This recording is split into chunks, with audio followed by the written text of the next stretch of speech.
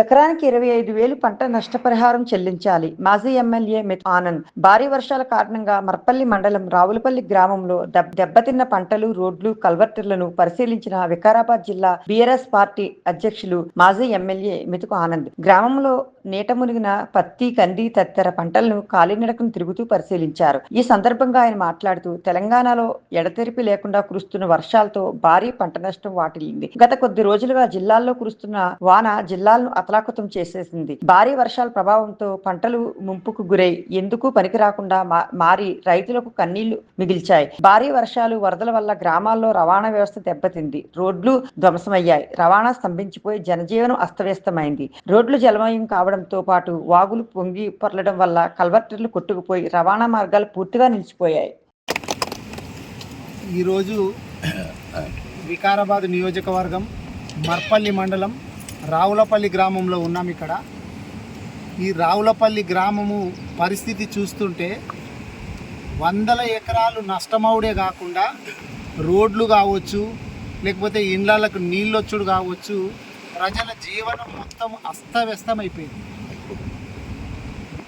వికారాబాద్ నియోజకవర్గంలోని అట్లాగే జిల్లాలోని అన్ని గ్రామాలు, చాలా గ్రామాలు, ఇప్పుడు ఇక్కడ రావులపల్లి కావచ్చు, కల్కుడ కావచ్చు, పక్కనే ఉన్నటువంటి ఎన్నారము, మాలసోమారము, సుల్తాన్పూరు, ఇట్లా ఒక్క మండలం అని కాదు, వికారాబాద్ నియోజకవర్గము, వికారాబాద్ జిల్లా లోపల వర్షాలు బాగా పడుడుతోటి ఏంటంటే మొత్తం ఇళ్ళు ఊలిపోతున్నాయి. అక్కడక్కడ రోడ్లు మొత్తం దెబ్బతిన్నాయి.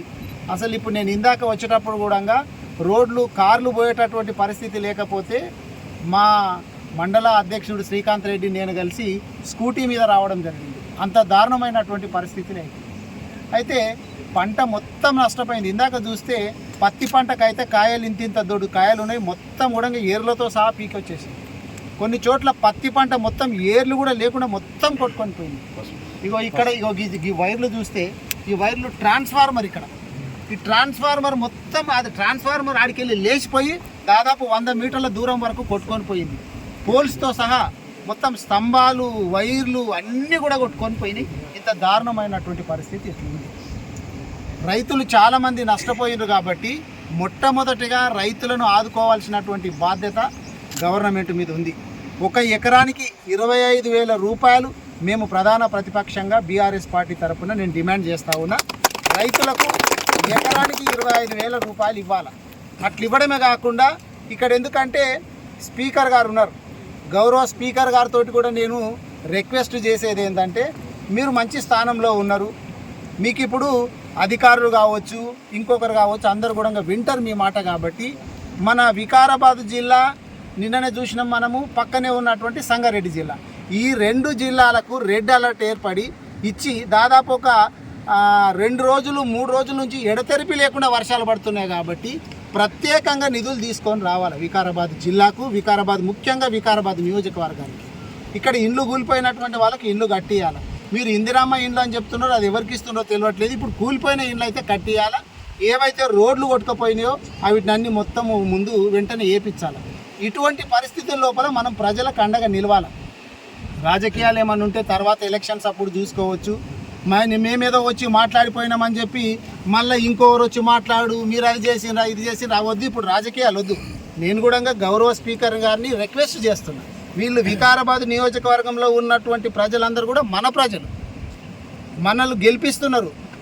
గెలుపోవటంలో అనేటటువంటి రాజకీయాలలో సహజం. ఒకసారి మీరు గెలుస్తారు, ఒకసారి నేను గెలుస్తా, అది సహజం.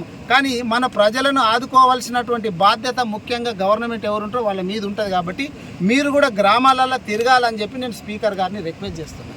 ఎందుకంటే ఆపదలో ఉన్నారు. ఇప్పుడు పంటలు నష్టాలైనవి, ఇండ్లు పోయినాయి, రోడ్లు పోయినాయి. ఇందాక చూస్తే ఇక్కడ భగీరథ కేసీఆర్ గారు ప్రతిష్టాత్మకంగా ఏర్పాటు చేసి ప్రతి ఊరికి, ప్రతి ఇంటికి నల్లా పెట్టి ఇచ్చినటువంటి భగీరథ పైపులు దాదాపు 7 ఫీట్ల లోపల ఉన్నాయి కూడా కొట్టుకొని మీదకి వచ్చేసినాయి, తెగిపోయినాయి. నీళ్ళ సప్లై పోయింది, కరెంటు సప్లై పోయింది, రోడ్లు పోయినాయి, ఇండ్లు పోయినాయి, పంటలు పోయినాయి. ఈ విధంగా అస్తవ్యస్తమైన పరిస్థితుల లోపల వికారాబాద్ నియోజకవర్గం ఉన్నది. కాబట్టి గౌరవ ముఖ్యమంత్రి రేవంత్ రెడ్డి గారు కూడా వికారాబాద్ జిల్లా నుంచే ప్రాతినిధ్యం వహిస్తున్నారు. కాబట్టి నేను రేవంత్ రెడ్డి గారిని కూడా కోరుతా ఉన్నాను, స్పీకర్ గారిని కూడా కోరుతా ఉన్నాను, మన జిల్లా మీద దృష్టి పెట్టి చాలా ఇబ్బందుల పరిస్థితి అయింది కాబట్టి వీళ్ళందరినీ ఆదుకోవాలని చెప్పి నేను కోరుతున్నాను.